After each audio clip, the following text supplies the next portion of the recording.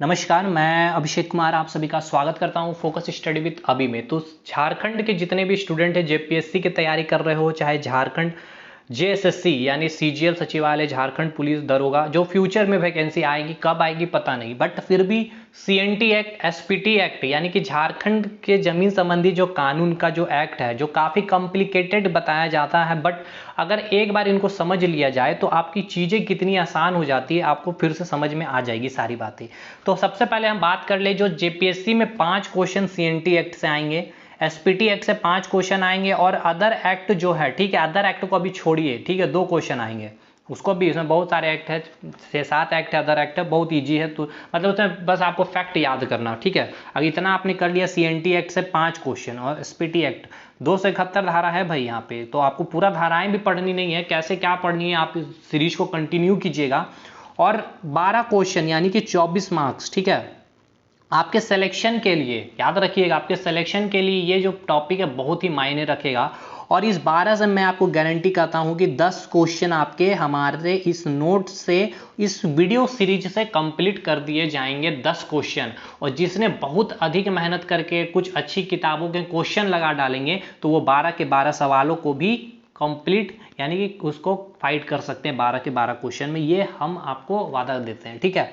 और पूरा का पूरा कंसेप्चुअल वीडियो होगा ये, ऐसा नहीं कि हम स्टार्ट कर देंगे धाराएं क्या 1, धाराएं 2, धाराएं 3, इस तरह से नहीं। सबसे पहले हम पूरा चीज़ों को समझेंगे, लगान व्यवस्था क्या होती है, धाराएं क्या होती है, कानून क्या होती है, क्यों लगान व्यवस्था लाई गई है, स्थायी बंदोबस्त क्या होती है, झारखंड में क्यों इससे उथल पुथल मचने को देखी, उसके बाद क्यों सीएनटी एक्ट को लाया गया, क्यों बनाया गया, कैसे बना, क्या चीज़ें हुई, कितने सारे जितने इंपॉर्टेंट जो शब्दावली है, जैसे भूधारक हो गए, भूधृति हो गया, लैंड होल्डर क्या है, या फिर रैयत क्या होते हैं, जमींदारी क्या होते हैं, काश्तकार क्या होते हैं, पूरा का पूरा चीज़ को समझते हुए, बेस बनाते हुए हम लोग आगे चलेंगे इस सीरीज में।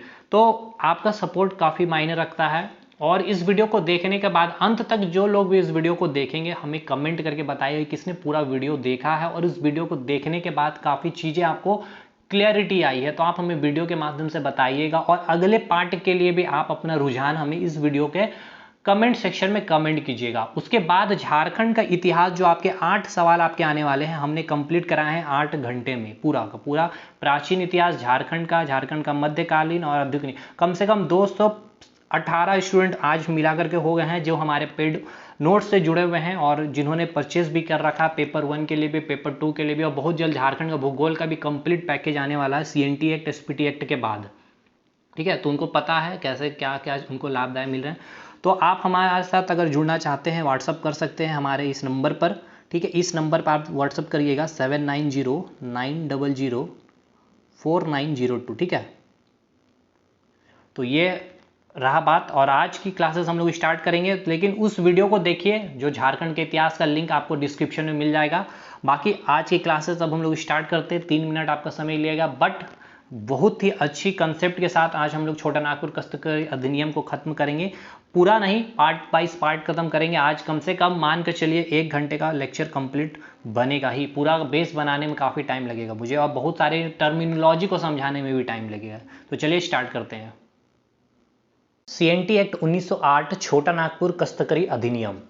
देखिए सीएनटी एक्ट में जो 271 धाराएं हैं, ठीक है, और 19 जो आपके अध्याय दिए हुए हैं, उसको हम ऐसे डिस्कशन नहीं करने वाले हैं। अगर आप सोच रहे होंगे तो सबसे पहले हम करेंगे क्या कि सबसे पहले हम जो है बेस बनाने वाले, फाउंडेशन बनाएंगे, मतलब सीएनटी एक्ट से पहले क्या क्या चीज़ें थी, क्या होती है लगान व्यवस्था क्या होती है, झारखंड में लगान व्यवस्था की शुरुआत कैसे होती है, इस व्यवस्था की शुरुआत होने से जो झारखंड के आदिवासी थे, जनजाति जो थे, जो कृषक समुदाय थे, जो ग्रामीण समुदाय के लोगों के बीच में क्यों उथल पुथल मच गई जैसे ही ये लगान व्यवस्था शुरुआत हुई थी। तो उसके बाद हम जैसे ही ये फाउंडेशन बनाएंगे, उसके बाद हम चारों चौहद्दी को पूरा कवर करेंगे ईंट से जोड़ करके, ठीक है। ईंट से जैसे जोड़ेंगे मतलब कि सीएनटी एक्ट को क्यों बनाया गया, और ये जो सीएनटी एक्ट का जो निर्माण हुआ, वो निर्माण कैसे हुआ है, पूरा डिस्कशन करते हुए ये चारों चौहद्दी जब तक खड़ी ना हो जाए आपकी 12 फीट तक, उसके बाद जो है हम लोग इन करेंगे जितने ढलैया करने का काम, मतलब कि जितने भी धाराएं आपके एग्जामिनेशन के लिए पूछे जा सकते हैं, धाराएं, अध्याय और जितने इंपॉर्टेंट शब्दावली है, ठीक है, कहाँ कहाँ पर आपको लाइट लगाना है, वो सारा आपको काम यहीं पे हम लोग करेंगे। मतलब कि इंपॉर्टेंट शब्दावली का मतलब ये कि जैसे कि हम कह दें भूधारक क्या होता है, भूस्वामी क्या होता है, भूधृति क्या होती है, रैयत क्या होती है, रैयत के टाइप्स कितने होते हैं, काश्तकर के टाइप क्या होते हैं, जमींदार क्या होती है, ये पूरा टर्मिनोलॉजी समझते हुए हम लोग पूरा सीएनटी एक्ट को कवर करेंगे, ठीक है। तो भाई स्टार्ट करते हैं। सबसे पहले हम लोग सीएनटी एक्ट को समझते हैं। समझने से पहले हम ये समझते हैं कि देखिए, जब भी कोई कानून बनता है, ठीक है, कानून बनने का मतलब कि कोई एक्ट बन रहा होता है, कोई अधिनियम जब भी बन रहा होता है, तो वो जो बनता है उसका जो बेस एक बन होता है, ठीक है। अरे भाई, आप जब कोई काम कर रहे हो तो कोई तो बेस होगा ना। आप एग्जाम देने वाले हैं एसएससी का, तो आप 12th का बेस, अगर सीएचएसएल का पेपर दे रहे हो तो 12th बेस का सिलेबस मानते हो, अगर आप सीजीएल का पेपर दे रहे हो तो ग्रेजुएशन को बेस मानते हो। उसी प्रकार जब भी कोई एक्ट या फिर कोई अधिनियम बनती है तो उसका जो बेस होता है क्या होता है, संविधान। मतलब कि आप जो कानून बना रहे हो, आप ऐसा कोई भी कानून नहीं बना सकते हैं जो संविधान का उल्लंघन कर रहा होता है या फिर संविधान के अगेंस्ट कोई चीजें हो।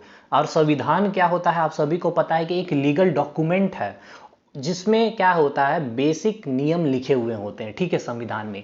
तो उसी संविधान को मद्देनजर रख करके हम क्या करते हैं, कानून की फॉर्मेशन करते हैं या एक्ट बनाते हैं। तो इसी संविधान को देख करके छोटा नागपुर काश्तकारी अधिनियम 1908 यानी कि सीएनटी एक्ट 1908 बनाया गया, ठीक है।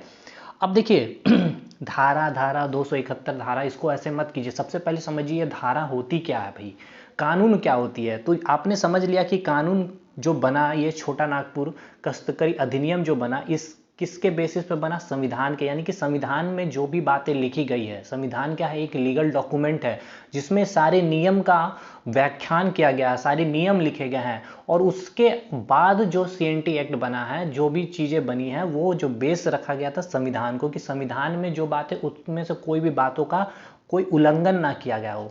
तो जब भी कोई कानून बनती है, यानी कि जैसे कि सीएनटी एक्ट आपका एक कानून बन गया, और जब भी कानून बनती है ना, तो तो जैसे कि एक एग्जांपल आपके सामने सीएनटी एक्ट, और मैं एक एग्जांपल देता हूं, जैसे कि राइट टू एजुकेशन एक्ट 2009 का, राइट टू इंफॉर्मेशन, ठीक है, 2005, ठीक है। राइट टू इंफॉर्मेशन एक्ट कब आया था, 2005। तो ये सब जो कानून जब बनी थी, तो क्या लगता है, क्या संविधान में जो बातें, नियम जो लिखी गई, क्या उसका उल्लंघन करके ये एक्ट बनाई गई थी? नहीं, वो बेस संविधान को रख करके बनाया गया था, ठीक। तो जो कानून को क्या किया जाता है ना, कानून को एक जब बनता तो उसके बाद इसको जो होता है धारा में बांट दिया जाता है, ठीक है, जिसको आप सेक्शन कहते हैं, धारा में बांट दिया जाता। उसी प्रकार जब सीएनटी एक्ट बना तो उसके अंदर बहुत सारी धाराओं, मतलब कि उस कानून को धाराओं में बांट दिया गया, जो आप 271 धारा अभी आप देखते हैं, ठीक। 271 धारा को देखते हैं। लेकिन ये जो धारा जो है, अगर आप सोच रहे होंगे क्या संविधान में भी ये धारा लिखा हुआ, तो नहीं, संविधान में इस धारा की कोई चर्चा नहीं होती है। इस बात को गांठ बांध लीजिए। ये कानून बनाओ, इस कानून जो आपने सीएनटी एक्ट को जो बनाया ना, ये जो कानून आपने बनाया, इस कानून में बहुत सारे, आप कानून को आपने ना बहुत सारे धाराओं में बांट दिया है। लेकिन ये धाराएं जो है आपके संविधान में कहीं भी लिखे नहीं होते हैं, ठीक है।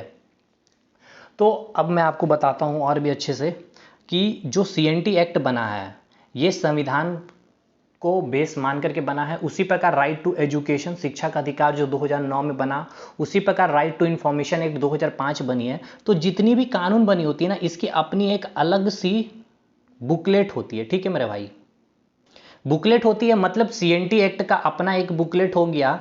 अब इसके अंदर, इस बुकलेट के अंदर बहुत सारी क्या होगी, धाराएं होगी, यानी कि ये धाराओं में बटी होगी ये कानून। उसी प्रकार राइट टू एजुकेशन, जो मैंने बोला राइट टू एजुकेशन की बात की मैंने, 2009, इसकी अलग बुकलेट होगी, और इस कानून के अंदर बहुत सारी क्या होगी, धाराएं होगी। क्लियर? अब आपको समझ में आ गया होगा कानून और धाराएं क्या होती है। इसलिए आपको जब छोटा नागपुर काश्तकारी अधिनियम पढ़ते हैं तो आपको इसके अंदर क्या पढ़ना पड़ता है, 271 धाराएं, ठीक है। ये आपको क्लियर हो गया होगा मेरे भाई। अब हम चलेंगे इलाहाबाद की संधि की ओर। आपने अगर झारखंड का इतिहास आपने देखा होगा, हमारा लेक्चर 8 घंटे का पार्ट 1 पार्ट 2 में हमने उसे रखा है बना करके, तो काफ़ी ज़्यादा क्लियरिटी हुई होगी, अभी आपको हो जाएगी, और आपको काफ़ी ज़्यादा अभी भी आपको मतलब माइंड में सारा कुछ होगा। इलाहाबाद को संधि से, यहीं से ये सारी प्रथा आपको स्टार्ट होते हुए दिखेगी, ठीक है। देखिए, इलाहाबाद की संधि से पहले हम बात करेंगे बक्सर का जो युद्ध हुआ था 22 अक्टूबर 1764 में। देखिए 22 अक्टूबर 1764 में जो बक्सर का युद्ध हुआ था, अगर हम बात करते हैं, बंगाल का जो नवाब था कौन था, मीर कासिम था। अवध का जो नवाब था कौन था, शुजाउद्दौला था। और मुगल बादशाह जो कौन था, शाह आलम थे। ये जब तीनों क्या करते हैं, युद्ध करते हैं, यानी कि बक्सर का युद्ध करते हैं किसके अगेंस्ट, अंग्रेजों के अगेंस्ट में। और इसमें किसकी जीत होती है, अंग्रेजों की। ये तीनों के तीनों हार जाते हैं। और जस्ट इस युद्ध के बाद ही 1765 में बक्सर का जो 64 में जो बक्सर का युद्ध हुआ, 1765 में इलाहाबाद की संधि होती है। ये जो इलाहाबाद की संधि थी ना, बहुत ही इंपॉर्टेंट संधि होती है। और बोला जाता है कि इस संधि के बाद से भारत पर, ठीक है, पूरे भारत पर अंग्रेजों का दबदबा हो गया था। मतलब पूरी तरह से लूटपाट स्टार्ट हो जाती है इस संधि के बाद। इस संधि में होता क्या है, जो लॉर्ड क्लाइव जो थे, गवर्नर थे जो लॉर्ड क्लाइव थे, उनके द्वारा ये संधि की गई थी कि जो मुगल जो बादशाह थे, अब आपको मैंने बताया था वीडियो में मीर कासिम का क्या होता है, शुजाउद्दौला का क्या होता है, यहाँ पे उतना डिटेल नहीं जाएंगे। यहाँ पे लॉर्ड क्लाइव जो इलाहाबाद की संधि करती है, संधि मतलब क्या था, ट्रीटी, दोनों के बीच में, आपके और मेरे बीच में एक संधि हो गई। और यहाँ पे ये संधि किया गया कि लॉर्ड क्लाइव ने कहा कि जो मुगल बादशाह जो है, आपको जो है वार्षिक आपको पेंशन दी जाएगी, ठीक है। अंग्रेज जो है आपको वार्षिक पेंशन देंगे, आप चुपचाप से बैठे रहिए, ठीक है, कठपुतली के समान। 26 लाख रुपए आपको वार्षिक पेंशन दी जाएगी।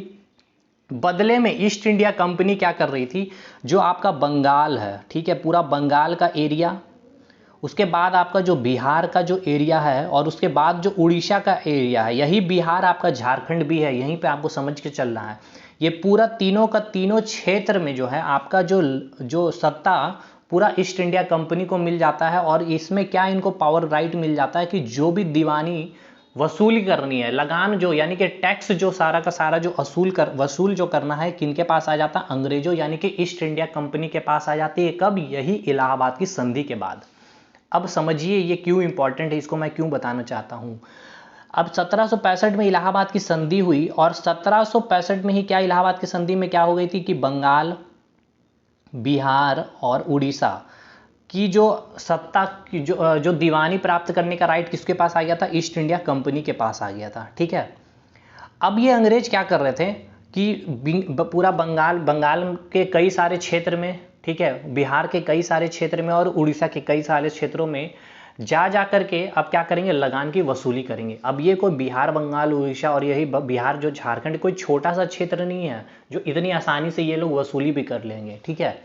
तो अब ये लोग क्या करते हैं तो यही, अब यहाँ पे आपको एक लाइन देखने को मिलेगा, बहुत ही इंपॉर्टेंट लाइन है। 1765 से 1772 तक बंगाल में, बंगाल का मतलब समझिए, बंगाल तो है ही, साथ के साथ बिहार भी है, और साथ के साथ उड़ीसा भी है, और इसी बिहार में आपका झारखंड भी है, क्योंकि झारखंड यहीं से अलग होता है।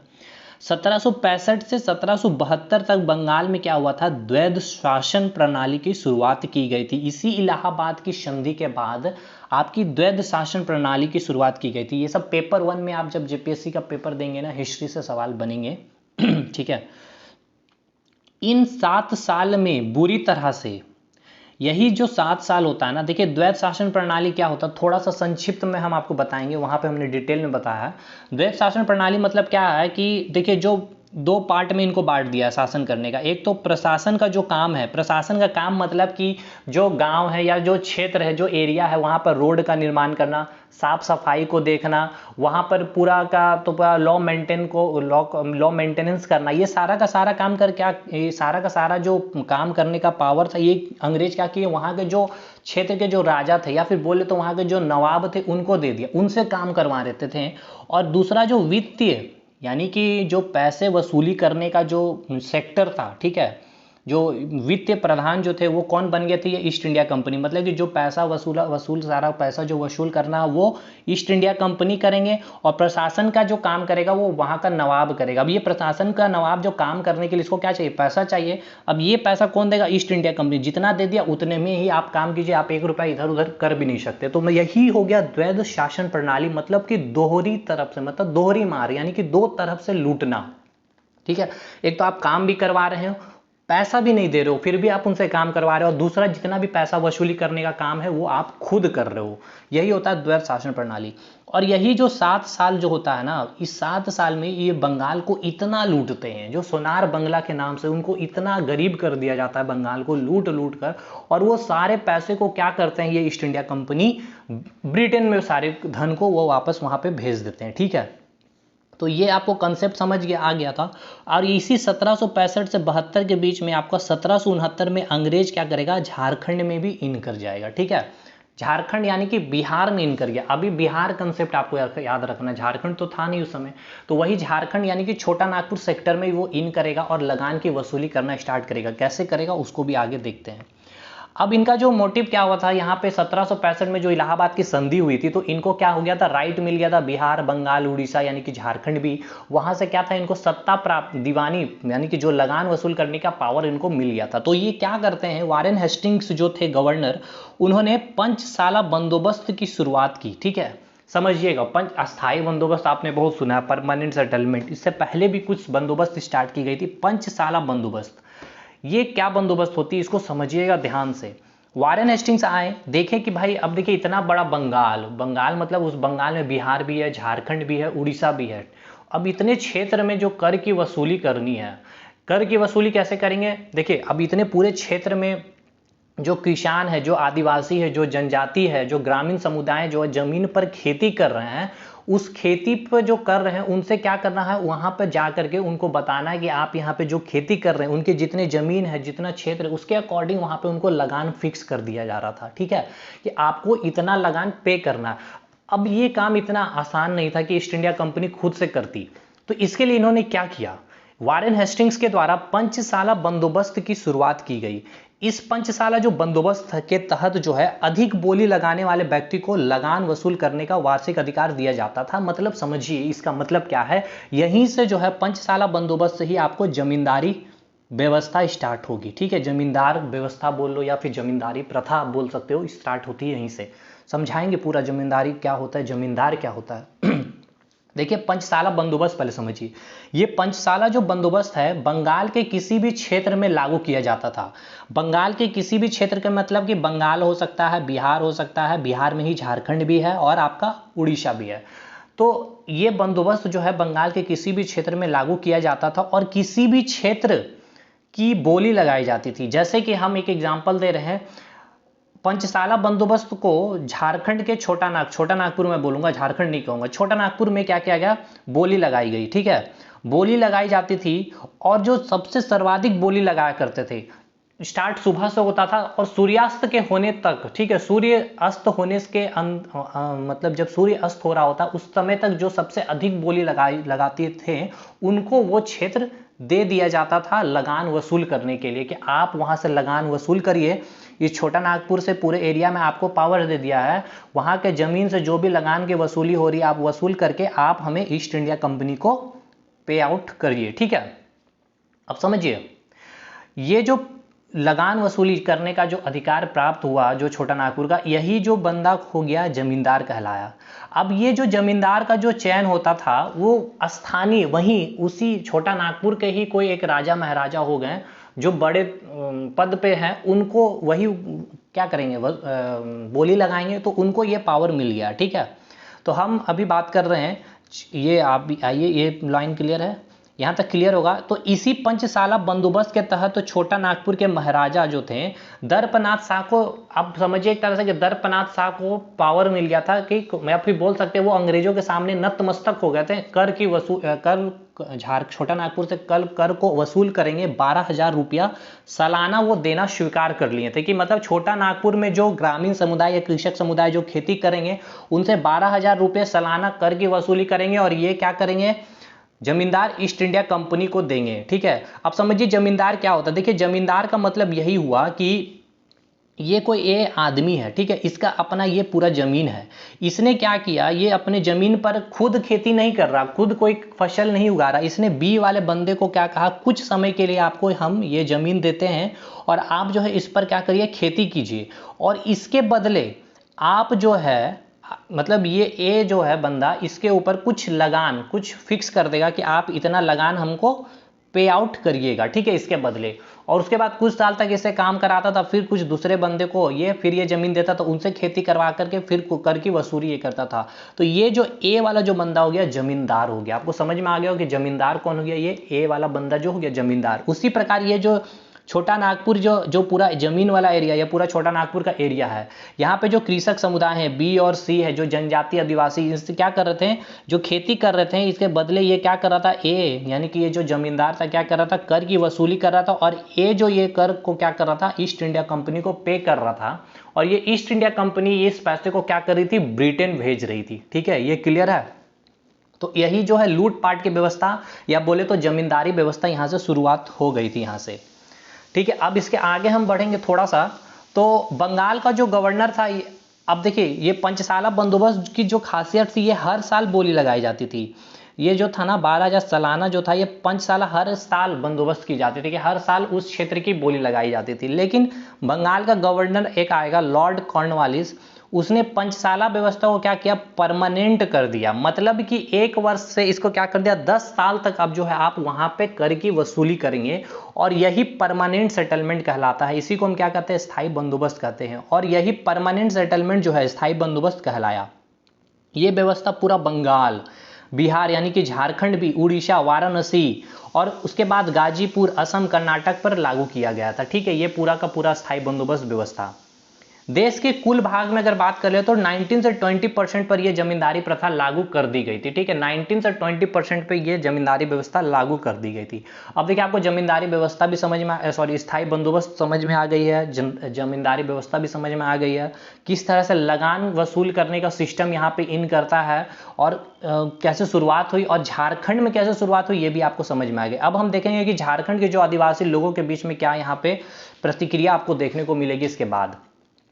अब देखिए सिंपल सी बात है कि लगान जो वसूली कर रहे थे, तो सबसे पहले जो जमींदार जो थे वहाँ के स्थानीय जमींदार थे। स्थानीय जमींदार आपको समझ में आ रहा होगा, मैंने आपको बताया था, वहाँ के जो क्षेत्र के जो राजा महाराजा थे उनको ही क्या कर दिया गया था, राजा महाराजा को क्या कहता था, जमींदार बना दिया गया था।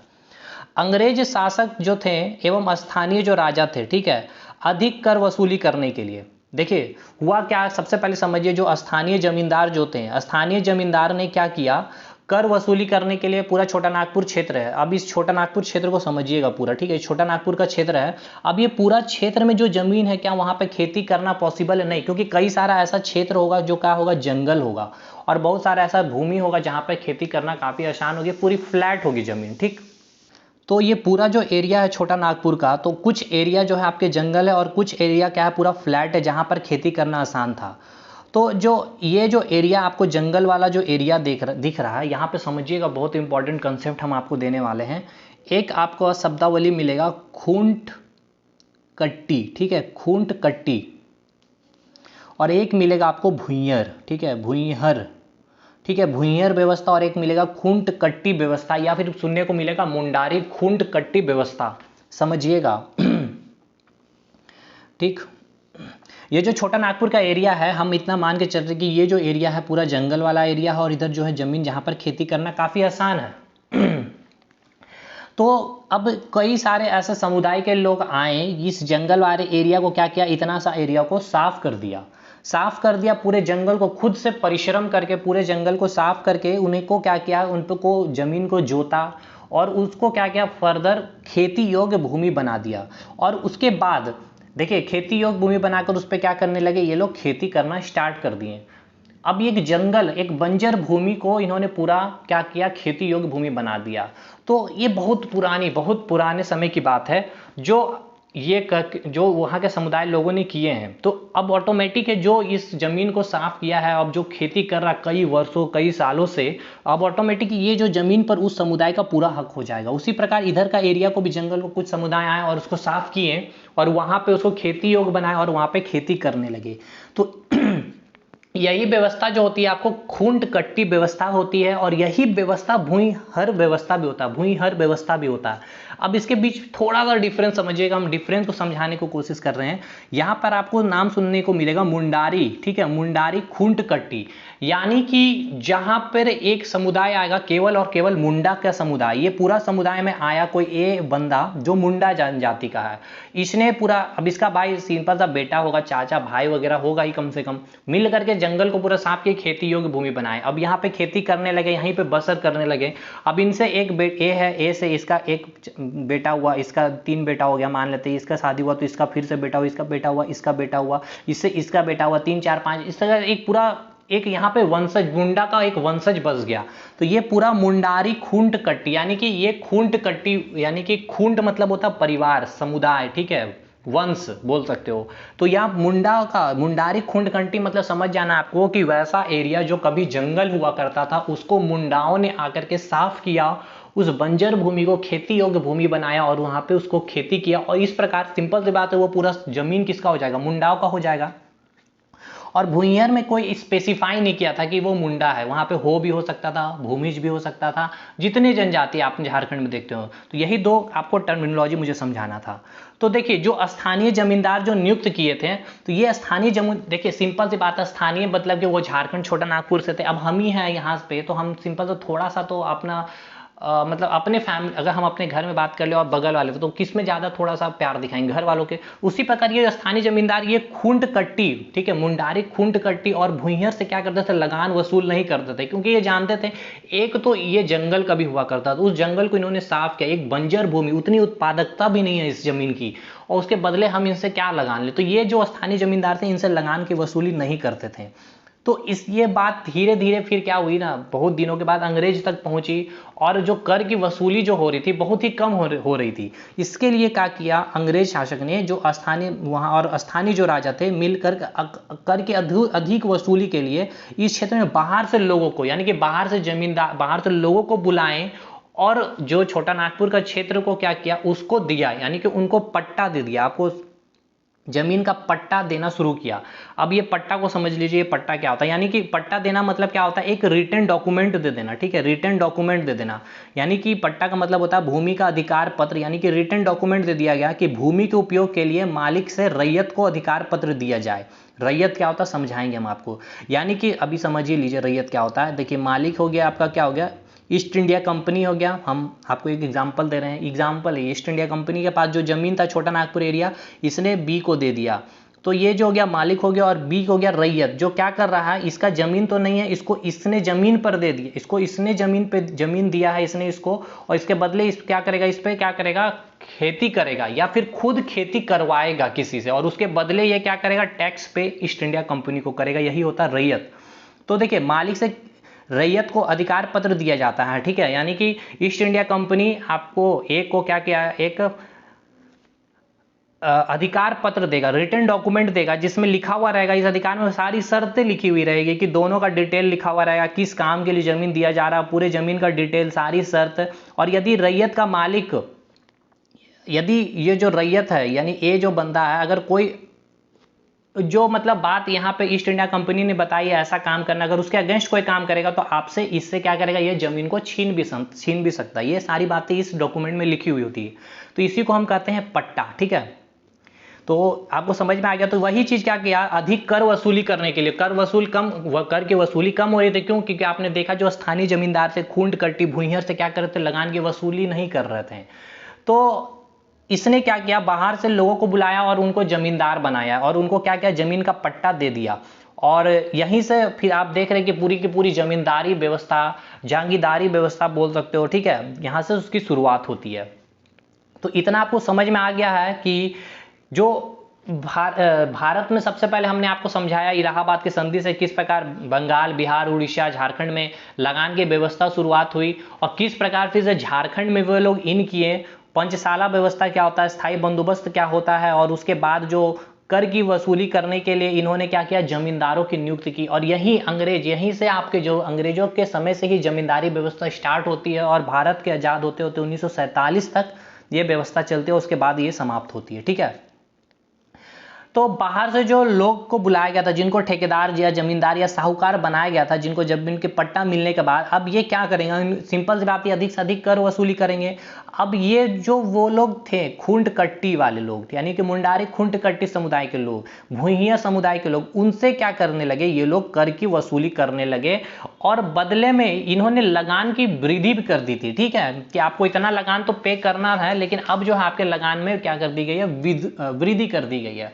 एक तो भाई देखिए, एक तो वो जंगल को साफ भी किए, उसके बाद उन्होंने बंजर भूमि को खेती योग्य भूमि बनाया, उसके बाद उसकी उत्पादकता उतनी नहीं है, उसके बदले आप उनसे लगान मांग रहे हैं। ठीक है, तो भाई अब वहाँ के जो समुदाय के जो लोग हैं, अब उनके बीच और जमींदारों के बीच में एक असंतोष की भावना बढ़ गई है कि सिंपल सी बात, अगर आपको कोई शोषण करेगा तो आपका असंतोष की भावना बढ़ेगी, और यहीं से फिर क्या आपको देखने को मिलेगा, विद्रोह। उनके जीवन में एक उथल पुथल मचने को देखने को मिलती है। और इसके बाद ये लोग क्या होता है, आपको एक सबसे महत्वपूर्ण विद्रोह 1831-32 का कोल विद्रोह, इसी अत्याचार के सहन को रोकने के लिए जनजातियों के द्वारा किया गया था अंग्रेजों के खिलाफ। ठीक है, तो देखिए, जंगल को साफ कर खेती योग्य भूमि बनाकर आदिवासी उन पर खेती करने लगे। वो जंगल उनके नहीं थे, पर उन्होंने खुद से मेहनत कर जंगल साफ कर खेती योग्य भूमि बनाकर खेती करने लगे। हक, अब यही चीज मैंने यहाँ पे बस लिख दिया। और देखिए यहाँ पे क्या मैंने बताया, आदिवासी जनजातीय समुदाय के शांत जीवन में क्या हुआ, उथल पुथल मच गई थी। ठीक है, तो भाई आप लगान वसूल करने लगे। अगर लगान नहीं पे कर पा रहे थे वो लोग, तो क्या कर रहे थे, बदले में उनके जमीन को हड़प लिया जा रहा था। वो जमींदार जो थे, जमींदार जो थे, वो जमीन को हड़प करके ईस्ट इंडिया कंपनी को दे दे रहे थे। इस तरह से उनकी जमीन भी चली जा रही थी। तो सिंपल सी बात है, अब क्या होगा, विद्रोह स्टार्ट होगा, और इसी कारण आदिवासियों ने विद्रोह कर दिया। इस कारण आदिवासियों, जमींदारों और ठेकेदारों के बीच खूनी संघर्ष छिड़ा और कई लोगों की से मृत्यु भी हुई और कई स्थानीय जमींदारों की भी मृत्यु हो गई थी। ठीक है, तो अब सिंपल सी बात है, अंग्रेज समझ गए कि अगर यहाँ पर शांति बनाना है छोटा नागपुर में, तो सिंपल सी बात है, कुछ ना कुछ हमें आदिवासी जनजातीय लोगों के लिए कुछ ना कुछ हमें करना पड़ेगा। तो करना क्या है भाई, इन्होंने कई सारे कानून बनाए, जिसमें इस विद्रोह को शांत करने के लिए छोटा नागपुर भूधृति अधिनियम बंगाल काउंसिल के द्वारा, ठीक है, 17 मार्च 1869 में यह अधिनियम बनाया गया और 1 अप्रैल 1869 को प्रभावी हो गया। ये डेट याद रखना, ठीक है।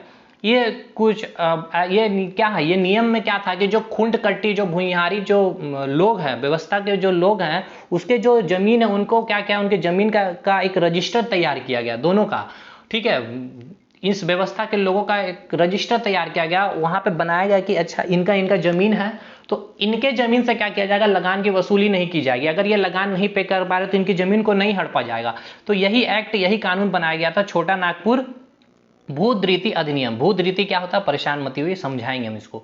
तो ये कंसेप्ट आपका क्लियर हो गया। लेकिन अब सिंपल सी बात है, जब आपको कोई आपको इतनी पीड़ा दे दी है, कोई आपको इतना लूट लिया है, अगर आपको कोई आकर के उसके बदले आपको एक लॉलीपॉप दे दे, तो आप क्या उसको स्वीकार कीजिएगा? नहीं। तो वही बात हुआ जो अंग्रेजों के खिलाफ जो ये अंग्रेजों ने जो ये नियम को बनाया था, यहाँ के जो समुदाय के लोग थे, जो जनजाति थे, जो आदिवासी थे, इस अधिनियम को स्वीकार करने से सीधा सीधी मना कर दिया और ये अधिनियम असफल रहा।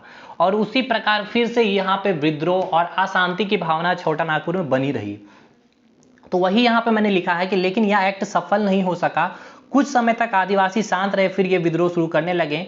ये देख तत्कालीन जो ब्रिटिश सरकार थे, जो गवर्नर जनरल जो उस समय था, लॉर्ड मिंटो टू, याद रखना, उन्होंने इंडियन काउंसिल अधिनियम 1892 की धारा 5, देखिए मैंने कहा था ना, जब भी कोई अधिनियम बनता है, कोई एक्ट बनता है, तो उसको क्या किया जाता है, धारा में बांट दिया जाता है। तो धारा 5 में आपसे पूछा, सुनिए आराम से सुनिए, कितना कंसेप्ट क्लियर अब का होगा। इंडियन काउंसिल एक्ट 1892 की धारा 5 के तहत छोटा नागपुर कस्तकरी अधिनियम एक्ट 1908 को पारित करने की अनुमति बंगाल काउंसिल को दे दी गई। अब समझिए, पूछा जाएगा आपसे कि छोटा नागपुर, अब समझ गए, सीएनटी एक्ट बनाने का यहाँ पे प्रावधान दे दिया गया। अब आपको दिमाग में क्लियर हो गया कि कैसे सीएनटी एक्ट आया, सीएनटी एक्ट से पहले क्या लफड़ा थी और ये क्यों बनाई गई अंग्रेजों के द्वारा। तो पूछा जाएगा छोटा नागपुर कस्तकारी अधिनियम किस अधिनियम या किस अधिनियम के अंदर है, तो इंडियन काउंसिल अधिनियम के अंदर है। और कौन से धारा के अंदर, धारा 5 में ये अधिनियम है आपका छोटा नागपुर कस्तकारी अधिनियम। और धारा 5 किसका, तो इंडियन काउंसिल अधिनियम 1892। क्लियर है मेरे भाई, यहां तक आपको क्लियर है कि नहीं? तो देखिए 1908 में आपका सीएनटी एक्ट अंग्रेजों के द्वारा बनाया गया। इसकी रूपरेखा या बोल ले तो उसकी ब्लूप्रिंट तैयार करने वाले कौन है, तो जॉन एच हॉफमैन को दिया जाता है, उन्होंने तैयार किया था।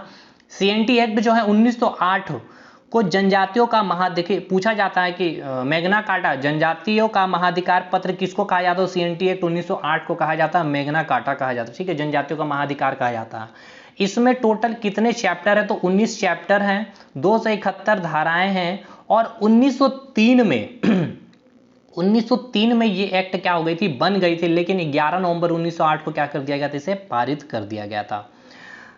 अभी आपको ये क्लियर हो गया होगा माइंड में कि सीएनटी एक्ट से पहले इलाहाबाद की संधि, ठीक है, इलाहाबाद के संधि के बाद क्या हो गई, उनको बंगाल, बिहार, उड़ीसा की क्या हो गई, यानी कि झारखंड की क्या हो गई, छोटा नागपुर की क्या हो गई, सत्ता दीवानी प्राप्त हो गई कर वसूल करने की।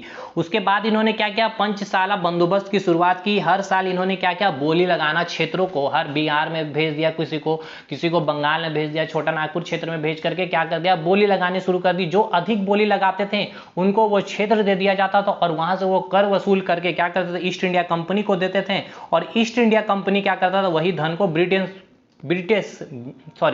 भेजा देता था। और ये जो कर वसूली करने वाला यही क्या कहलाता है, जमींदार, यानी कि जमींदारी व्यवस्था यहां से स्टार्ट हुआ। और फिर से लॉर्ड कॉर्नवालिस जो आपके आए, लॉर्ड कॉर्नवालिस ने क्या कर दिया, इस पंचसाला बंदोबस्त को परमानेंट 10 साल के लिए कर दिया, स्थायी बंदोबस्त आप जिसे कहते हैं।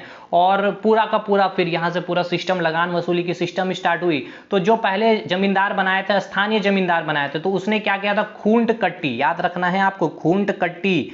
अब ये जेपीएससी में पूछा गया सवाल है 2016 का, मैं दिखाऊंगा आपको कैसे पूछा गया। खूंट कट्टी और भूइहर जो व्यवस्था थी वहां के समुदाय से क्या करते, कर वसूली नहीं कर रहे थे, तो जिससे क्या हो रहा था, कर की वसूली करने में जो लगान जो पे करना था ईस्ट इंडिया कंपनी को, जमींदार को, स्थानीय जमींदार बहुत कम कर रहे थे। जिससे ईस्ट इंडिया कंपनी को जब ये बातें समझ में आती है तो वो फिर बाहर से लोगों को यहाँ पे छोटा नागपुर के जमीन का क्या कहता, पट्टा उनको देता। पट्टा क्या होता है, एक रिटन डॉक्यूमेंट है जिसमें सारी शर्तें मेंशन होती है और उनको फिर वहां से कर वसूल करने का अधिकार मिलता है। और यही फिर बाहर से आए हुए जमींदार ठेकेदार क्या करते हैं, कर की वसूली करते हैं खूंट कट्टी भूइयार से, और लगान में वृद्धि भी कर देते हैं। एक तो उनकी उत्पादकता कम है और ऊपर से लगान में वृद्धि, और ऊपर से खूंट कट्टी भूइयार जो उनका कितने परिश्रम से उस जमीन को हासिल किए, बंजर भूमि को एक खेती योग्य भूमि बना, और उनसे फिर लगान की वसूली करना स्टार्ट करते हैं। जिससे फिर वहां के जनजाति समुदाय, आदिवासी समुदाय, ग्रामीण समुदाय या फिर कृषक समुदाय के बीच में क्या होता है, एक असंतोष की भावना बढ़ जाती है। और यही 1831-32 का कोल विद्रोह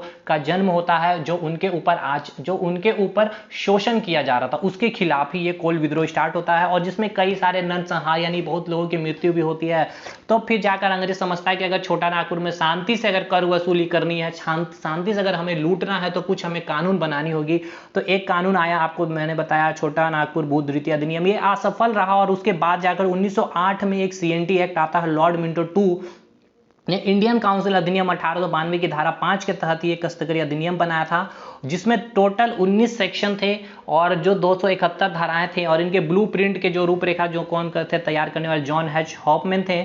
और इनको ही, सीएनटी एक्ट को ही जनजातियों का महाधिकार यानी कि मैग्ना कार्टा कहा जाता। इतना क्लियर है। तो अभी हमने क्या क्लियर किया, पहले इसको समझिए। देखिए अब एक और चीज हम यहाँ पर आपको बता देते हैं कि यह एक्ट क्यों बनाया गया था। यह एक्ट, यह कानून यह प्रतिपादित करती है कि जमीन किसी एक की संपत्ति, देखिए जमीन किसी एक बंदे की संपत्ति होती है नहीं, ये एक सार्वजनिक संपत्ति होती है, ठीक है, ये पूरे समाज की संपत्ति होती है।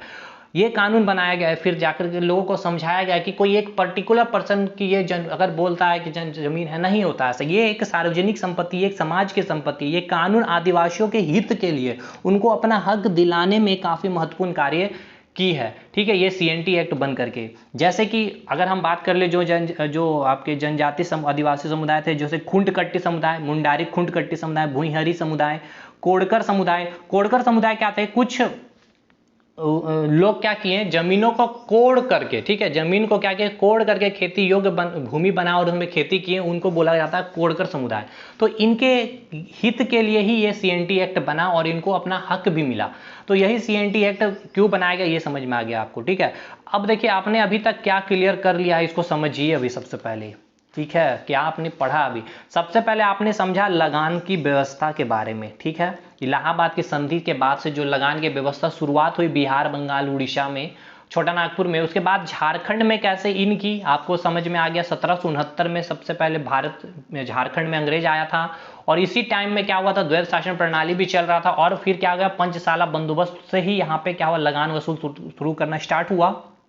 और उसके बाद आपने देखा जो जनजाति आदिवासी के बीच में कैसे उथल पुथल मच गई थी इस लगान वसूली से। क्यों? क्योंकि जो स्थानीय जमींदार थे वो तो ठीक से कर की वसूली नहीं कर रहे थे। किन से? खूंट कट्टी समुदाय से, भुइयां समुदाय से, कोडगर समुदाय से। लेकिन बाद में जो बाहर से बसे हुए लोगों को बुलाया और उनको जमीन का पट्टा दिया गया, उनको जमींदार, ठेकेदार, साहूकार बनाया गया, तो वो क्या करने लगे, इन समुदाय से भी कर की वसूली करने लगे।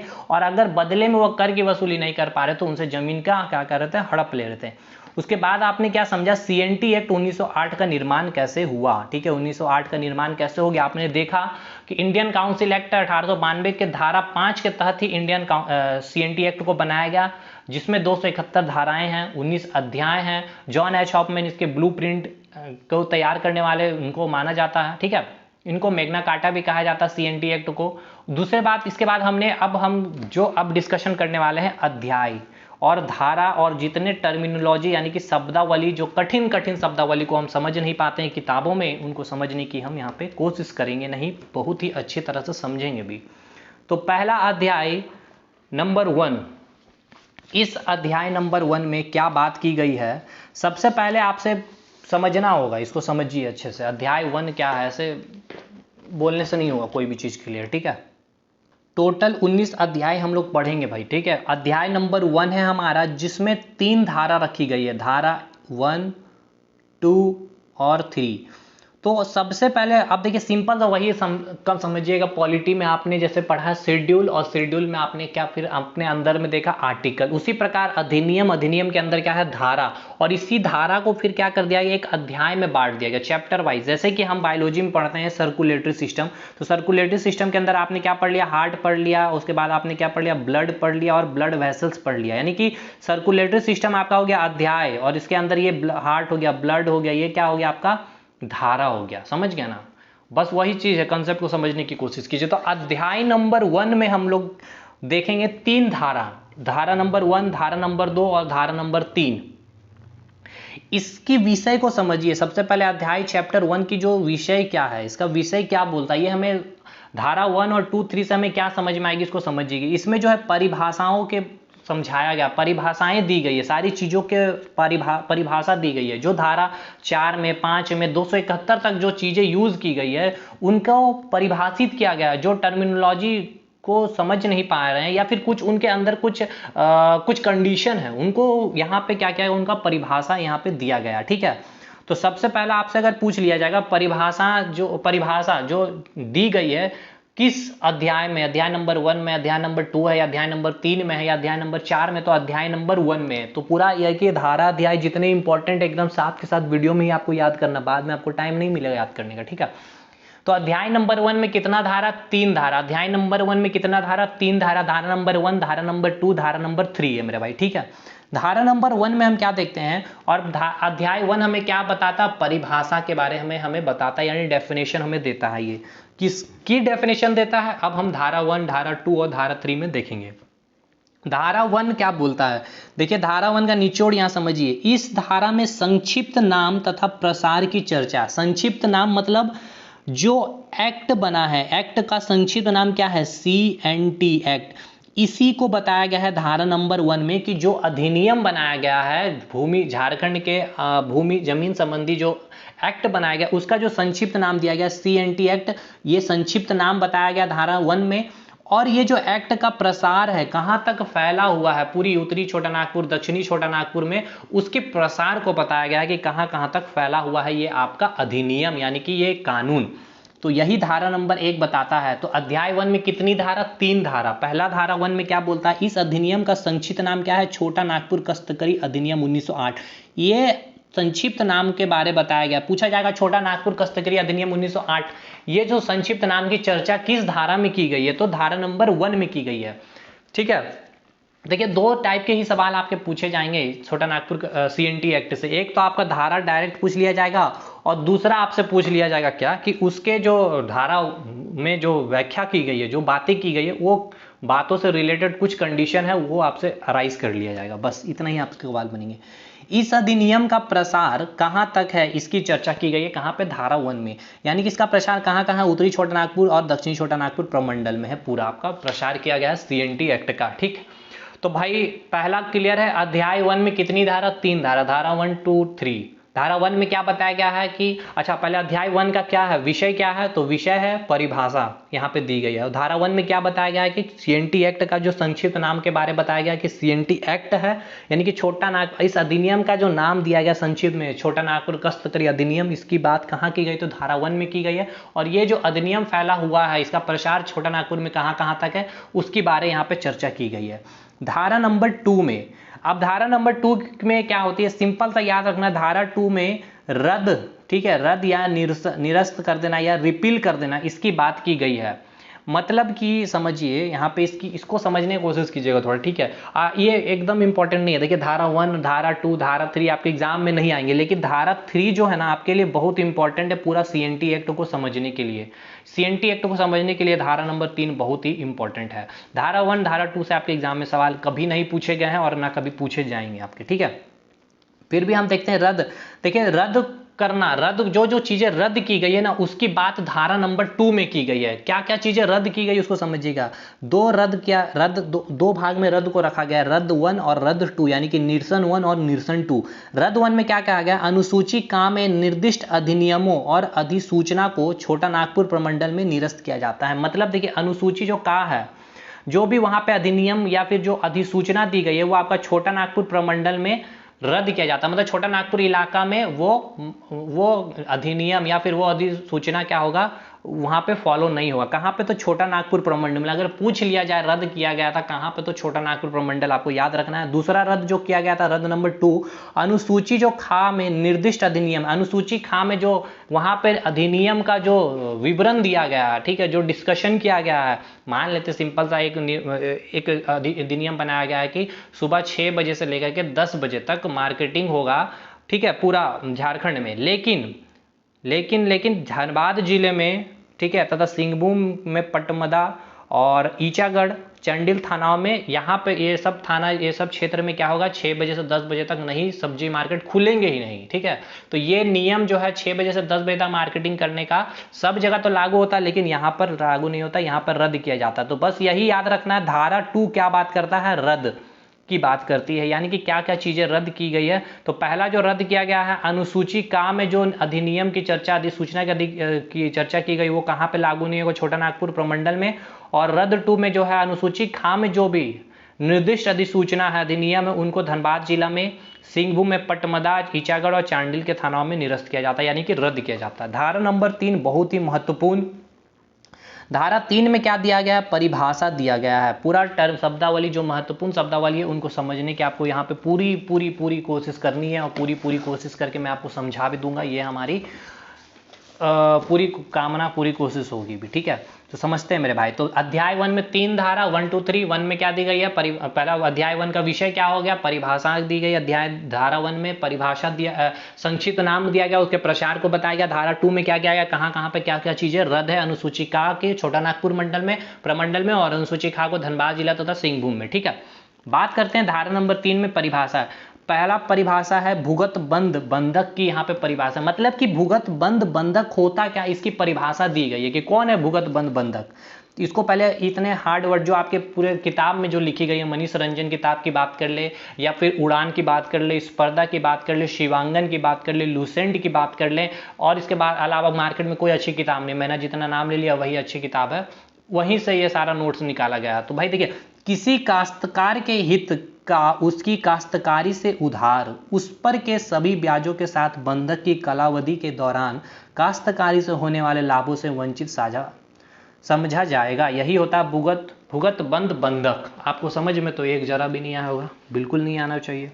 ये लाइन से क्या कुछ समझ में आता, नहीं आता समझ में। अब सबसे पहले इसको समझने के लिए, भुगत बंध बंधक को समझने से पहले हम समझेंगे कि काश्तकार क्या होता है। ठीक है, देखिए ऐसी भूमि जो जमींदार की होती थी, जमींदार आपको क्या है समझ में आ गया है। ठीक है, जमींदार जो ये एक जमींदार है, उसकी जो भूमि है उसने क्या किया और लगान देकर खेती करने वाला काश्तकार कहलाता था। ठीक है, चलिए देखिए काश्तकार क्या होता है समझिएगा, हम आपको यहाँ समझाते हैं एग्जाम्पल की तरह से। ये एक जमीन है, ठीक है, और ये जमीन किसका है, राम का है। ठीक है, ये राम क्या हो गया, जमींदार हो गया। ठीक है, ये जमींदार हुआ राम। इसने क्या किया, रमेश को जमीन खेती करने के लिए, कुछ समय के लिए खेती करने के लिए, मान लेते 5 साल के खेत 5 साल के लिए दे दिया कि आप इस जमीन पर खेती करिए। किसने, राम ने। राम क्या हो गया, जमींदार हो गया। किसको दिया, रमेश को दिया। तो कुछ समय के लिए दिया, तो और उसके बदले इसने क्या कहा राम ने कि आप जब खेती करोगे तो इसके बदले आपको कुछ लगान चुकाना पड़ेगा, कुछ टैक्स पे करना पड़ेगा मुझे। ठीक है, कुछ समय के लिए, 5 साल के लिए, जब तक आप 5 साल आप करोगे तब तक आपको लगान चुकाना पड़ेगा। तो ये जो रमेश हुआ, जिसको जमीन मिला, जिसका मालिकाना हक, तो ये जमीन का हक इसका ऊपर नहीं है। ठीक है, कंप्लीटली हक तो नहीं है। 5 साल तक ये खेती तो करेगा, लेकिन उसके बदले ये क्या करेगा, लगान चुकाएगा। किसको, राम को। तो ये जो रमेश हो गया, ये क्या हो गया, रमेश को आप बोल सकते हो काश्तकार। ठीक है, यही रमेश क्या कहलाएगा, आपका काश्तकार। और यही काश्तकार को आप रैयत भी कह सकते हैं। बहुत ही कम डिफरेंस होता है रैयत और काश्तकार के बीच में। और ये राम जो हो गया जमींदार। देखिए जब भी आपको सीएनटी एक्ट में काश्तकार रैयत आएगा वर्ड, तो आपको समझ में आ जाना चाहिए कि इसको जमीन मिला है कुछ समय के लिए, और इस जमीन पे वो क्या करेगा, खेती करेगा, और उस खेती के बदले ये क्या करेगा, उसको लगान चुकाएगा, यानी कि उसको कर चुकाएगा, उसको कर पे करेगा, टैक्स पे करेगा। बस काश्तकार यही होता है। ठीक है, काश्तकार को आप रैयत भी कह सकते हैं। देखिए वही कहा, जो जमीन पर उसका हक है, जो जमींदार से लिया है या सरकार से मिला है, उस जमीन पर खेती कर रहा है, किसी और से खेती करवा रहा है। ठीक है, उसके बदले रैयत जमींदार को या सरकार को लगान देता है। ठीक है, बस यही है कि उसको जिससे जमीन मिला, या तो जमींदार उसको जमीन दिया है या फिर सरकार ने जमीन दिया, तो वो सरकार को कर टैक्स पे करेगा। तो यही काश्तकार और रैयत होता है। ठीक है, राम को देखिए यहाँ पे क्या बोला गया, अब उसको समझिएगा, भुगत बंध बंधक क्या होता है। राम जो जमींदार था और रमेश जो क्या था, काश्तकार बोल सकते हो या रैयत था। ठीक है, अगर रमेश ने लगान नहीं दिया, इसको बोला गया था कि आप पर ईयर, चलिए पर ईयर की हम बात करते हैं, पर ईयर आपको 1000 रुपया टैक्स पे करना है खेती जो आप किए उसके बदले। बट ये रमेश क्या किया, नहीं पे कर पाया, किसी भी कारण से नहीं पे कर पाया, या तो उसकी उत्पादन उतनी नहीं हुई थी, या फिर बहुत कम वर्षा हुई, या बहुत ज़्यादा सूखा, कोई भी कारण से उसने क्या किया, उस लगान को वहाँ पे चुका नहीं पाया। तो रमेश को क्या किया जाएगा, बंधक बना लिया जाएगा। बंधक इन द सेंस कि जो जमीन दी गई थी, उस जमीन पर जो हक था अभी रमेश का 5 साल तक, कि आप उस पर खेती करिए, फ्रीडम है आप खेती करने के लिए, और उसके बदले आपको कुछ लगान देना है। तो अब ये पूरा जमीन तो उस जमींदार के ऊपर आ गया, राम के पास आ ही गया है। साथ ही साथ इस पर वो खेती भी करवाएगा जब तक राम चाहेगा। मान लेते राम ने कहा कि आपने कर वसूली नहीं की, तो 2 साल तक आपको सजा दिया जाता है कि आप इस पर खेती करो, और इसके बदले जितना इससे लाभ मिल रहा है सारा का सारा मुझे पहुंचाओगे, आपको कुछ भी नहीं रखना है। तो इसको ही हम कहते हैं भुगत बंध बंधक, कि भूगत बंधक बना लिया गया आपको एक तरह से, और भुगत बंद किया गया है, और अब आप जो है भुगतो। ठीक है, जमीन को भी, जमीन से आपको जितना भी लाभ हो रहा है वो पूरा लाभ आप जमींदार को पहुंचाइए। तो वही बात यहाँ लिखा के दी थी, वो जमीन पर पूरा का पूरा हक राम का हो जाएगा, और उस जमीन से खेती का पूरा लाभ राम को मिलेगा जब तक राम चाहेगा, और इसे ही भुगत बंध बंधक करता। तो एक कुछ टाइम लिमिट होता है यहाँ पे। ठीक है, ऐसा नहीं है कि जिंदगी भर उससे यही कराते रहेगा, कुछ समय के लिए बोल देगा 6 महीने तक आपको जो इस खेती से जितना भी लाभ होगा, या 1 महीना पूरा लाभ हमको पहुंचा देना आपको, यही भुगत बंध बंधक है। ये धारा 3 बताता है इसकी डेफिनेशन। ठीक है, क्या होता है। इसके अलावा और कोई नियम ऐसा नहीं हो सकता कि जिंदगी भर इससे लगान की वसूली करते रहेगा और खेती कराते रहेगा। ये धारा 3 बोलता है कुछ समय के लिए ही कर सकता है ऐसा। ठीक है, अब बात करेंगे कृषि वर्ष की डेफिनेशन, धारा 3 में ही हम लोग चलेंगे। कृषि वर्ष क्या होता है? देखिए, किसी स्थानीय क्षेत्र में किसी निश्चित समय काल में कृषि कार्य करना, कृषि वर्ष सिंपल था आपको समझना। कृषि वर्ष मतलब कि कोई एक सर्टेन टाइम पीरियड में कृषि करना, यानी कि 1 जनवरी से 31 दिसंबर तक कृषि किया गया, इसको हम कहेंगे कृषि वर्ष। काफी ज्यादा अच्छा उत्पादन हुआ तो इसको हम कृषि वर्ष कहेंगे, ठीक है। बस सिंपल था, ये कोई हार्ड टर्म है नहीं। नेक्स्ट आएगा कोरकर। कोरकर क्या होता है? वह भूमि जो बंजर भूमि थी, ठीक है, जिसको क्या किया गया, धान की खेती योग्य बनाने के लिए कोड़ करके फ्लैट किया गया। देखिए, जो जमीन, वैसी जमीन जो काफी ज्यादा उबड़ खाबड़ थी, प्लेन नहीं थी, उनको क्या किया गया, खोद करके कोड़ करके फ्लैट चौरस बनाया गया, ठीक है, और उसको धान की खेती योग्य बनाया गया। उस बंजर भूमि को या फिर उस जंगल को, ठीक है, साफ करके, जो काफी उबड़ खाबड़, तो उसको कोड़ करके प्लान फ्लैट बनाया गया और उसको खेती योग्य बनाया गया। इसको ही हम क्या कहते हैं? कोरकर कहते हैं, ठीक। चौथा डेफिनेशन की बात करेंगे, भूस्वामी। भूस्वामी का मतलब क्या होता है? देखिए, भूस्वामी का अर्थ होता है सरकार से या फिर जमींदार से। बस इतना आपको दिमाग, भूस्वामी जहां बोल दे आपको समझ जाना सरकार, यानी कि मेन मालिक जो है उस जमीन का जो होगा, बस इतना आपको दिमाग रखना। इसका मतलब क्या समझिए, रैयत या काश्तकार भूस्वामी के अधीन जमीन धारण करता है, उसे लगान दे करता। मतलब देखिए, अभी हमने क्या बताया, राम रमेश का जो एग्जाम्पल दिया था कि जमींदार को क्या करेगा, वो रमेश कर पे करेगा, लगान चुकाएगा, उसको लगान दे करेगा, वही भूस्वामी को। जिसको लगान पे करेगा, जिसको लगान आप पे करते हो, टैक्स पे करते हो, वो भूस्वामी हो। मतलब सिंपल सा कि आप टैक्स पे कर रहे हो गवर्नमेंट को, तो सरकार भूस्वामी हो गया। वही भूस्वामी का अर्थ आप सरकार से बिल्कुल निकाल सकते हो। या फिर जमींदार को आप टैक्स पे कर रहे हो उस जमीन का, तो वो जमींदार आपके लिए भूस्वामी हो गया। वो जमींदार फिर फर्दर किसको लगान पे कर रहा है? सरकार को, तो जमींदार के लिए वो सरकार क्या हो जाएगा? भूस्वामी हो जाएगा। तो ठीक है, अब हम बात करेंगे, 1 मिनट, कुछ चीज़ें यहाँ छूट गई है। चलिए, तो ये छूट गया था जोत वाला। अभी जितनी भी बहुत सारी परिभाषाएं भी बची हुई थी, अध्याय 2 अभी हमें इन नहीं करना। तो 5वां परिभाषा जो हमें धारा 3 में दिया गया, जोत की, यानी कि होल्डिंग की। मतलब जो रैयत है, रैयत क्या आपको समझ में आ गया? रैयत द्वारा प्राप्त भूमि के किसी भूखंड या भूमि में खेती करना, रैयत द्वारा। देखिए, ये ए जो है जमींदार हो गया, इसने जमीन किसको दिया? बी को दिया। ये बी क्या हो गया? आपका रैयत हो गया। अब ये रैयत क्या है ना, चाहेगा या तो वो इस जमीन पर खुद खेती करेगा, ठीक है, और उससे लगान इसको चुकाएगा, या फिर हो सकता है वो किसी अगले बंदे को ये जमीन पर खेती करवाएगा और उसके बदले ये क्या करेगा? बी उसको लगान चुकाएगा। तो यही हो गया, जोत इसको ही कहेंगे, ठीक है। या तो खुद से रैयत द्वारा प्राप्त भूमि, जो भूमि के किसी भूखंड या भूमि में क्या करना? खेती करना। या तो खुद खेती करेगा, जोतेगा उस खेत को, या फिर किसी और से जोताएगा, उसको ही हम क्या कहेंगे? जोत या फिर होल्डिंग। भूधृति यानी कि लैंड टेन्योर कहते हैं इसको इंग्लिश में।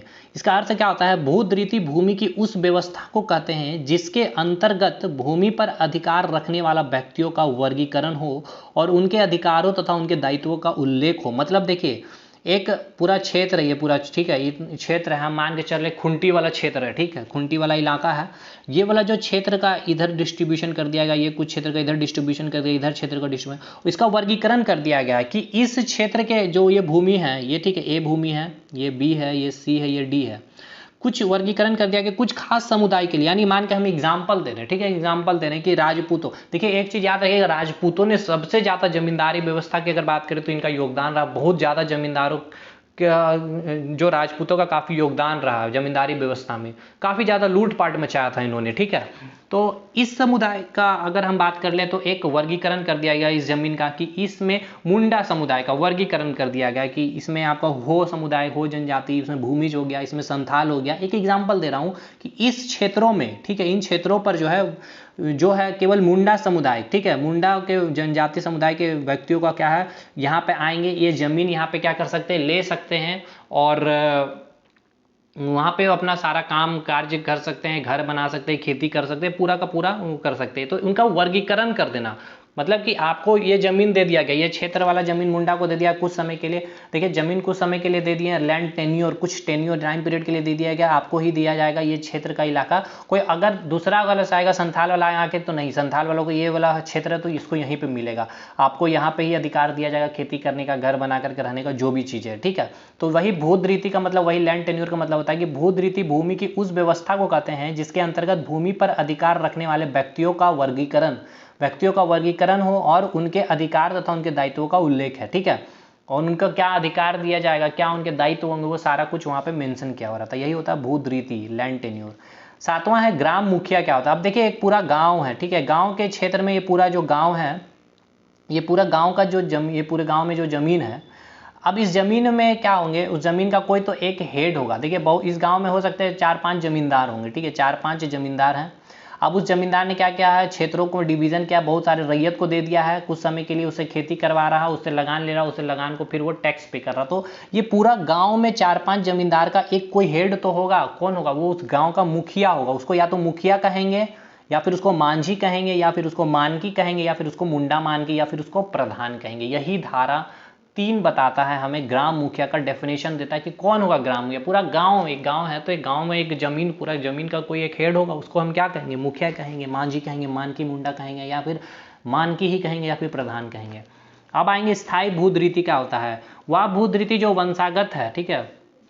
अब देखिए भूमि है, ये वाला क्षेत्र है, मान लेते संथाल है, ठीक है, संथाल की भूधृति है। इसका ये ए बंदा है, इसका पुत्र होगा बी और सी। अभी ए मर गया तो सिंपल सी बात है, इस एरिया पे किसका अधिकार होगा, बी और सी का। तो यही बताया गया कि वंशागत होगा ये, ठीक है, स्थायी भूधृति वंशागत होता है। अब एक और टर्मिनोलॉजी को समझिएगा, मैं यहाँ पे नहीं मेंशन कर पाया, बहुत ही इंपॉर्टेंट है, पूछा गया था जेपीएससी में। पुनगाहर भूधृति। पुनगाह भूधृति मतलब क्या होता है वैसा भूधृति जो परिवार के वारिस नहीं है कोई, मतलब कि उसका कोई वारिस नहीं है, मतलब कोई उसका बेटा नहीं है, ठीक है। अगर ये संथाल का एरिया है यहाँ पे और इसका ए का था, इसका कोई बेटा नहीं है, बेटी है, बी सी जो है दोनों बेटी है, बेटा अगर नहीं है तो क्या होगा, इसके ए के मृत्यु के बाद, ठीक है, ए के मृत्यु के बाद ये जमीन जो है उस मालिक, उस जमींदार को पास, उस इस जमीन का पूरा हक किसके ऊपर आ जाएगा, जमींदार के ऊपर आ जाएगा। लेकिन यही चीज हमने यहाँ पर क्या देखा, स्थायी भूधृति में इसका अधिकार उसके वंश के ऊपर चला जाएगा, उसका जो पुत्र है उसके ऊपर चला जाएगा। लेकिन पुनग्रह भूधृति, मैं लिख दे रहा हूँ फिर से अच्छे से, पुनग्रह भूधृति में ऐसा नहीं होता, ठीक है। मुंडारी खुंटकट्टी मैंने समझा दिया, और भूइंहर व्यवस्था क्या होता है वो भी मैंने समझा दिया, ठीक है। इसका डेफिनेशन यहाँ पे नहीं लिखा हूँ इसीलिए। अब बात करेंगे अध्याय 2 में, ठीक है। अध्याय 2 में क्या है, धारा 4 से लेकर धारा 8 तक, यानी धारा 4 है, 5 है, 6 है, 7 है और आपकी 8 है। 4 धारा है यहाँ पे अध्याय 2 में हम डिस्कशन करेंगे आज कंप्लीट, और उसके बाद हम लोग कल देखेंगे अध्याय 3 से स्टार्ट करेंगे, ठीक है। तो अध्याय 2 में मेन क्या बताया गया, काश्तकार का वर्गीकरण, क्लासिफिकेशन ऑफ टीनेंट, यानी कि जो काश्तकार को भी वर्ग है, कई सारे भाग में काश्तकार को भी रखा गया है। काश्तकार क्या होता है वो आपको समझ गया। तो मेनली अध्याय 2 में क्या बात किया गया है, काश्तकारों के बारे में बात की गई है। काश्तकारों के बारे सारी चीजें बताई गई है कि कितने टाइप के काश्तकार होंगे, उसके कुछ पावर क्या होंगे, पावर के लिमिटेशन क्या होंगे, सारी बातें यहाँ पे बताई गई है अध्याय 2 में, धारा 4 से लेकर धारा 8 में। और धारा 1 अगर यही बात करें अध्याय 1 में, धारा 1 से लेकर 3 में क्या बात करी तो परिभाषा डेफिनेशन दी गई थी। तो यहाँ पे हम बात करेंगे धारा 4 में 4 प्रकार के काश्तकार। धारा 4 जो हमें बोलता है कि 4 प्रकार के काश्तकार होंगे। एक हो गया भूधारक, एक हो गया रैयत, एक हो गया दर रैयत, और एक हो गया मुंडारी खुंटकट्टी। तो आपको समझ में आ रहा होगा कि भूधारक मतलब क्या हो, इसको हम बताते हैं। इसको इंग्लिश में कहेंगे लैंड होल्डर। अब इसका इंग्लिश से ही आप मीनिंग निकाल लीजिए। भूधारक, भूमि को धारण करने वाला कुछ समय के लिए, और बदले में वहाँ पे क्या कर रहा है, ये खेती कर रहा है, और उसके बदले में ये क्या कर रहा है, लगान पे कर रहा है। किसको, अपने भूस्वामी को, या तो सरकार को या फिर जमींदार को, ठीक है। तो उसको हम क्या कहेंगे, भूधारक। या फिर हो सकता है एक रैयत खुद खेती ना करके दूसरे से खेती करवा रहा है, तो ये किसको पे करेगा, रैयत को। रैयत किसको पे करेगा, जमींदार को। जमींदार किसको पे करेगा, भूस्वामी, सरकार को। समझ गया। तो अगर बी की भूस्वामी कौन हो गई, रैयत हो गई, और रैयत का भूस्वामी कौन गया, जमींदार। और जमींदार का भूस्वामी कौन हो गया, तो सरकार हो गया, ठीक है। तो भूधारक का अर्थ आपको समझ में आ गया होगा क्या होता है, ठीक। नेक्स्ट हम बात करेंगे रैयत की। रैयत 3 तरह की रैयत होते हैं। एक होती है अधिभोगी रैयत, एक हो गया अनाधिभोगी रैयत, और एक हो गया खुंटकट्टी रैयत, ठीक है।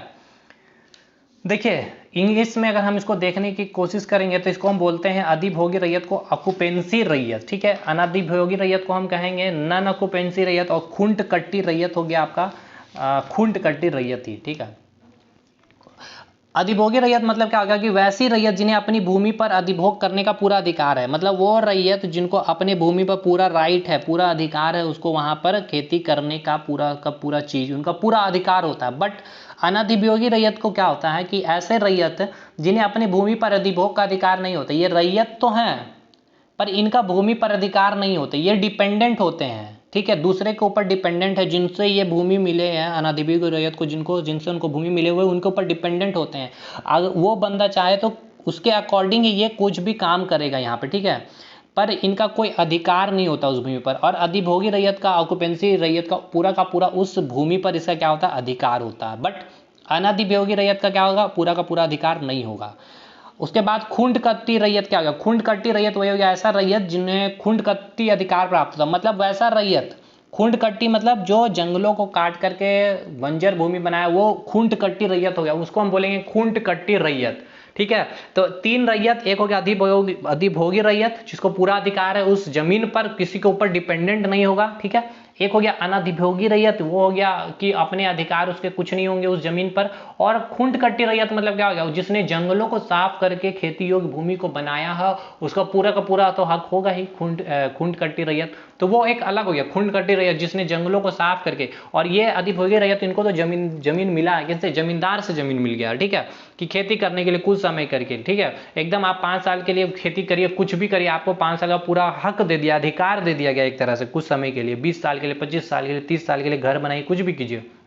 बट अनाधिभोगी रैयत को ऐसा कोई अधिकार नहीं दिया, वो पूरी की पूरी तरह डिपेंडेंट होते हैं, उनके जो सीनियर हो गए, जमींदार हो गए, भूस्वामी हो गए, उनके ऊपर डिपेंडेंट होते हैं, उनके दिशा निर्देश पे ये सारी काम करेंगे, ठीक। और दर रैयत क्या हो गया, अंडर रैयत, यानी कि ऐसे काश्तकार जो रैयत के अधीन है, मतलब कि वो काश्तकार जो रैयत के अंदर होते हैं उसको हम कहेंगे दर रैयत, ठीक है। ये इतना इंपॉर्टेंट ये सब है भी नहीं, बट फिर भी ये अगर पढ़ना है आपको तो यहाँ पे पढ़ना है, इसलिए मैं आपको पूरा क्लियर कर दे रहा हूँ, क्योंकि आपको सीएनटी एक्ट समझ में नहीं आएगा, ये सब का मीनिंग ही नहीं पता है कि रैयत क्या होता है, दर रैयत क्या होता है, भूधारक क्या होता है, काश्तकार क्या होते हैं, काश्तकार के जो वर्ग हैं, स्थायी भूधृति क्या होती है, ग्राम मुखिया क्या होता है, कृषि वर्ष क्या होता है, लैंड टेन्योर क्या होता है, जोत क्या होता है, ये सारी की सारी चीज़ें जाननी बहुत ही जरूरी है। और हो सकता है एग्जाम में भी पूछ ले, क्यों नहीं, अब ये सब तो एग्जाम में पूछा गया, जेपीएससी में खुंडकट्टीदार, ये सब तो पूरा पूछा गया सवाल है। धारा 5 की अगर हम बात करें तो धारा 5 में क्या बात किया गया, भूधारक के बारे में बात की गई, भूधारक यानी कि लैंड होल्डर के बारे में बात की गई है, कि वैसा व्यक्ति जो अपनी जमीन या किसी दूसरे की जमीन खेती कार्य के लिए धारण किए हुए है, ठीक है, जो वैसा व्यक्ति जो अपनी जमीन या किसी दूसरे की जमीन खेती कार्य के लिए धारण किए हुए है एवं लगान उसका चुकाता हो, सिंपल सी बात है, समझ ही गए होंगे। तो पूछा जाएगा भूधारक के बारे चर्चा की गई किस धारा में, तो धारा 5 में। धारा 4 में क्या चर्चा की गई, काश्तकार का वर्गीकरण किया गया, तो पूछा जाए काश्तकार का जो वर्गीकरण किया गया किस धारा में किया गया, तो धारा नंबर 4 में की गई है। बोला जाएगा कि जो परिभाषाएं दी गई किसमें दी गई, तो धारा नंबर 3 में दी गई है। जो रद्द की बताई गई है, रद्द जो किया गया है, जो चीजें रद्द है जहां पे लागू नहीं होगी वो कहां पे चर्चा की गई, धारा नंबर 2 में। और धारा और जो परिभाषा जो आपका एक्ट का संक्षिप्त नाम और एक्ट का प्रसार कहां कहां वो कहां है, तो धारा नंबर 1 में। अध्याय 1 1 से 3 धारा, अध्याय 2 4 से 8 धारा, ठीक है, रट जाइए, एकदम याद कर लीजिए। धारा नंबर 6 में क्या दिया, रैयत का अर्थ बताया गया। रैयत का अर्थ आपको मैंने बहुत बार बोल दिया, अभी तक आपको समझ में आ गया हो कि रैयत का अर्थ। तो बोला जाएगा रैयत के बारे में बताई गई, जो रैयत को जो परिभाषित किया गया किस धारा में, तो धारा नंबर 6 में परिभाषित किया गया। क्या परिभाषित किया गया, जो मैंने आपको आगे बताया है, ठीक है। धारा नंबर 7 में क्या है, खुंडकट्टी अधिकार युक्त रैयत का अर्थ बताया गया, मतलब जो खुंडकट्टी जो जमीन थी, जंगलों को साफ करके जो रैयत जो जमीन उनको मिला, वो जो खुंडकट्टी रैयत जो है उनका मतलब बताया, उनका मीनिंग बताया है। वह रैयत व्यक्ति जिसने मुंडा खुंडकट्टी प्रथा से भूमि का अधिकार लिया हो, ठीक है, मुंडा खुंडकट्टी प्रथा से, यानी कि मुंडा खुंडकट्टी प्रथा क्या, मैंने आपको बताया था मुंडारी खुंडकट्टी प्रथा क्या होता है, जिसने जंगलों को, मुंडाओं जनजातियों समुदाय ने जंगलों को साफ किया, उस बंजर भूमि को खेती योग्य भूमि बनाया और वहां पे उसने खेती किया, और पूरी की पूरी अधिकार उस जमीन पर उस मुंडा खुंडकट्टी या फिर उस भूइहर की हो जाती है। तो वैसे ही रैयत को हम क्या कहेंगे, खुंडकट्टी अधिकार युक्त रैयत, ठीक है। धारा नंबर 7, तो पूछा जाएगा भाई कि खुंडकट्टी अधिकार रैयत किसका संबंध किस धारा से है, या फिर खुंडकट्टी अधिकार युक्त से आप क्या समझते हैं। 4 ऑप्शन में दिया जाएगा, तो ये आपका देखना है कि ये कहां पर मेंशन है, किस ऑप्शन में। धारा नंबर 8 में मुंडारी खुंडकट्टीदार का अर्थ बताया गया, तो आपको समझ में आ ही गया, मुंडारी मतलब कि मुंडा जो होगा वो मुंडा स्पेसिफाई कर दिया जा रहा है कि कौन सा जनजाति समुदाय का, वो मुंडा जनजाति समुदाय का। लेकिन भूइहर में कोई ऐसा समुदाय जिसमें हो भी हो सकता है, भूमिज भी हो सकता है, जिसने जंगलों को साफ किया, लेकिन किसने यहाँ पे जंगलों को साफ किया, ये केवल मुंडाओं ने। तो धारा 8 में मुंडारी खुंडकट्टीदार का अर्थ दिया गया, और क्या होता है मैंने आपको बहुत अच्छे से समझा दिया। तो भाई आज की क्लास यहीं पे ख़त्म करेंगे। अध्याय 2 तक यानी कि धारा 8 हमने पूरा कंप्लीट किया है। बहुत ईमानदारी से पूरी चीज़ों को समझाने की कोशिश की है। 2 अध्याय कंप्लीट है। पूरा 2 से 71 धारा तक पहुंचेंगे और बहुत जल्द। अब देखिए 2 से 71 धारा आपको पढ़ना ही नहीं है। अप्रॉक्स मैक्सिमम अगर हम बात करें तो 50 धारा से बाहर आपको याद ही नहीं करनी है। हम करवा देंगे पूरा 5 का 5 CNT एक्ट से आपका सवाल नहीं छूटेगा। बट हाँ, एक चीज़ है, आपका सपोर्ट चाहिए। इस वीडियो में आप जितना सपोर्ट दिखा सकते हैं, आप मेरी मेहनत को भी देख सकते हैं। पूरा का पूरा किताब निचोड़ कर रखा है। मनीष रंजन सर की बात कर ले, उड़ान पब्लिकेशन की बात कर ले, या हम स्पर्धा की बात कर ले, शिवांगन की बात कर ले, लूसेंट पब्लिकेशन की बात कर ले, क्राउन पब्लिकेशन की बात कर ले, सारी पब्लिकेशन की किताब को यहाँ पे मैंने खंगाल करके पूरा निचोड़ और एक कंसेप्चुअल वीडियो बनाने की मैंने कोशिश की थी। अब इस कोशिश पे कितना मैंने सक्षम हुआ हूँ, या आपकी कमेंट और आपके लाइक और आपके शेयर बताएंगे हमें। और अगर इस तरह के वीडियो अगर आप चाहते हैं, CNT एक्ट, SPT एक्ट और जितने मतलब CNT एक्ट यानी झारखंड से संबंधित, झारखंड जमीन से संबंधित जो कानून है, 12 सवाल जो JPSC में आने वाले, अगर 12 सवाल को अपने 24 मार्क्स का ले तो 12 सवाल मतलब 24 मार्क्स करना चाहते हैं, कम पूरा का पूरा पैकेज कंप्लीट, तो इस वीडियो में आप अपना राय दें। तो चलिए मिलते हैं हम लोग नेक्स्ट वीडियो में, तब तक के लिए धन्यवाद।